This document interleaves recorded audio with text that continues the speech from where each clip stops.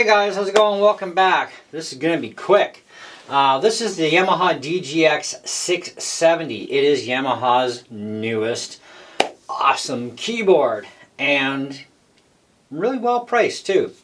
However, there is one thing that I absolutely cannot tolerate, which you won't either, and it's going to cause you to buy another keyboard that will have the same effects, but at least usable. When you go to the percussion drum area, you go to the very last page, page 4, you'll find 3 choices on the right column called Noise Kit, SFX Kit 1, and SFX Kit 2. Now, on keyboards like the 453 series and a few others, you have all these effects, but you pick one. You want rain, you got rain on every key. You want thunder, you got thunder on every key. And different frequency levels. The helicopter, one of my favorite sounds as well. You got it on every key. On this, it's like, dead, dead, dead, dead, dead, dead, dead, dead. You might find a live one somewhere. Oh, there's a live, but we don't even know what sound it is, right? And this is going to go through the entire keyboard where the majority of the keys don't do anything, right? And same with your SFX Kit 1. You got to figure out which keys actually make noise. It's like, this is stupid.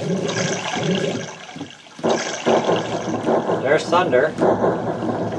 But you can't alter frequencies. Where you would go from the lowest end up to the highest end on every key to create your own masterpiece, as they say. But then still, good luck figuring out where the keys are. So, yeah.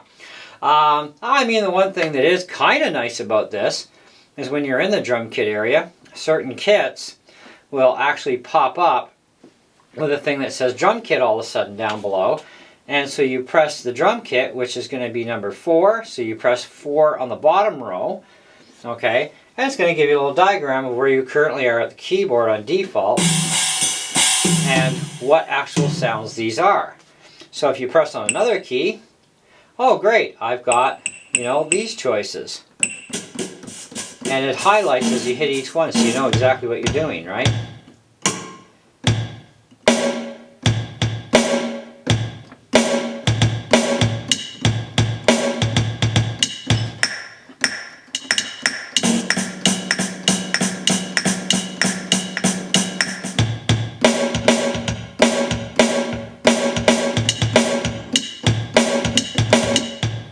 So you get the idea, right? So that's actually quite fantastic because a lot of us crabbed about, on the 660 and the 650, which I've had those two. You've got no labeling here. You got no labeling here when it comes to percussion, but that's because these are geared more toward professional performance keyboards. So Yamaha's not going to put that stuff on there because it's a little bit childish, right? And professionals playing on these keyboards are not going to want that sort of labeling, apparently. God forbid that should happen. I don't know. Anyways, so, but yeah, when you go into this noise kit stuff and for your special effects and all that other stuff you might want to add in, you're lost. You're like, where did that go? I don't know. Now, using this thing as a MIDI device is kind of interesting. You can run this as a full regular normal MIDI type of thing and change the stuff on your DAW, or you can use the built-in stuff. You can do both at once, whatever you kind of want to feel like doing. So there's a lot of things there that are nice.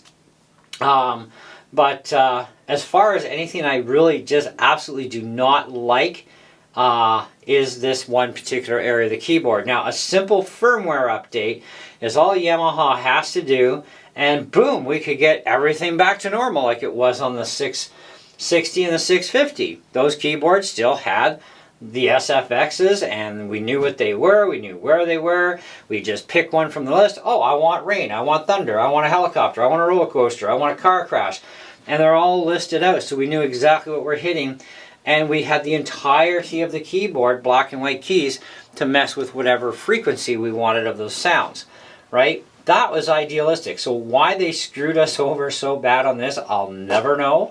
But hopefully they do listen to enough of us and they will do a firmware update, because a whole new keyboard is not going to be acceptable. I'm not buying another keyboard, right? I want a firmware update done. But in the meantime, I had to actually buy another Yamaha keyboard, which if you want the exact number, that keyboard will be coming up on the next video as well. And that is the PSRE 453. And it's a keyboard I've had a couple of times, and I took it back because, you know, whatever. But I had to buy it again because of this stupid stuff. The 453 will allow me to do whatever I want with all those same sounds available for this SFX area, except I have all the keys available to me on that keyboard for whatever I want. So I have to own two keyboards to accomplish one task, and that is not fair to consumers, and it definitely cheeses us off, that's for darn sure. Anyways, but other than that, I love this keyboard. I cannot say really anything bad about it otherwise.